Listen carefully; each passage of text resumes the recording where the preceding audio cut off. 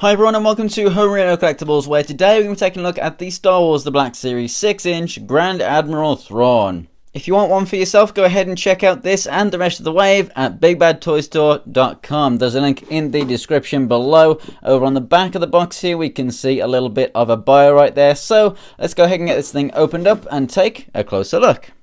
And here we have Grand Admiral Thrawn out of the packaging. Hopefully you're not just seeing a blue floating head. I know that it is a white figure, but there should be enough paint on him for you to see it pretty clearly. And it's a kind of off-white, a kind of creamy white, so not quite as bad as when I review a Stormtrooper or a Clone Trooper. You should be able to see this guy pretty well. Now, there are a couple of things with the paint that I don't like that I would have changed, but for the most part, it is a fantastically done figure. It looks great. There is an SDCC version of this guy, which comes with more accessories. Things like basically a trophy room sort of thing, some things that he's collected.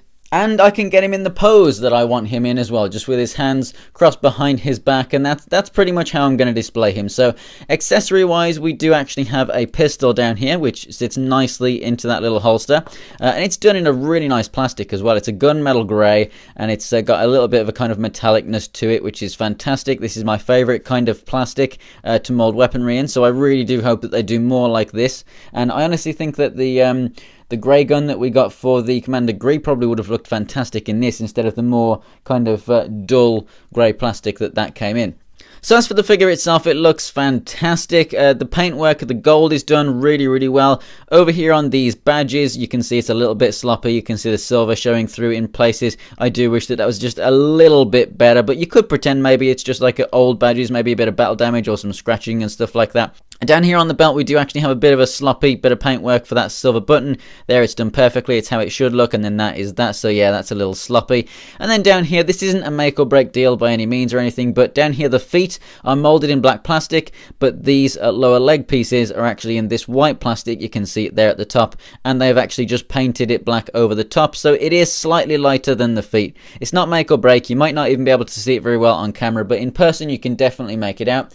It's not a problem at all, but it's just something that you can see, and obviously if you were to make a figure perfect, that's what I would have changed. Other than that, the figure is amazing. You know, we have seen, similar designs for the uniforms before, and they capture them very well. Very nice texturing, and then you've got seam work and stuff in there on the arms and the back and the front.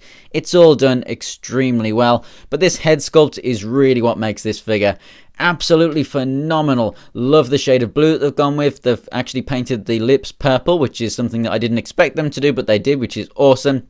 And then for the eyes, we have red eyes and then a kind of salmon pinks, salmon sort of red, just a slightly lighter shade of red for the iris in the eye, and it just looks absolutely phenomenal, I have to say. So as for the articulation, the head does move up and down, but just not all too much down really because of that neck piece. And then you've got the rotation left and right. Shoulders can come out to the side and rotate all the way around. Rotation and a single joint at the elbow. Rotation, and then you've got that single joint in and out there on both sides for the hands. You've got a double ball peg in here, so the top one allows you to rotate and then pivot forward and back, so it doesn't crunch forward and back all that much, but it is in there.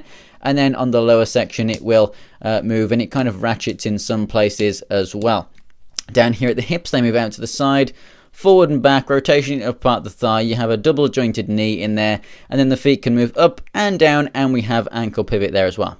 Now this figure stands 6¼ inches tall, and in my eyes it's pretty much perfect. If you excuse the paint blemishes as well, then it's even better. And then obviously even better still if you have the SDCC exclusive set. If you have the money for that, then definitely go ahead and pick it up. It looks fantastic. I'm so happy that this guy was brought back into being canon from the expanded universe, and honestly I cannot wait to see him in a live action movie. I'm pretty sure that we will at some point with all of the anthology movies that are going on now.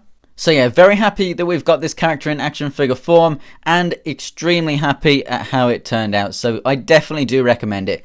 Thanks for watching, guys. If you enjoyed the video, go ahead and give it a like. There's some videos on screen right now if you want to watch more from me, and if you want to check out my social media, there's links in the description below as well. For more Star Wars Black Series, go ahead and subscribe. Thanks for watching, guys, and I will see you next time.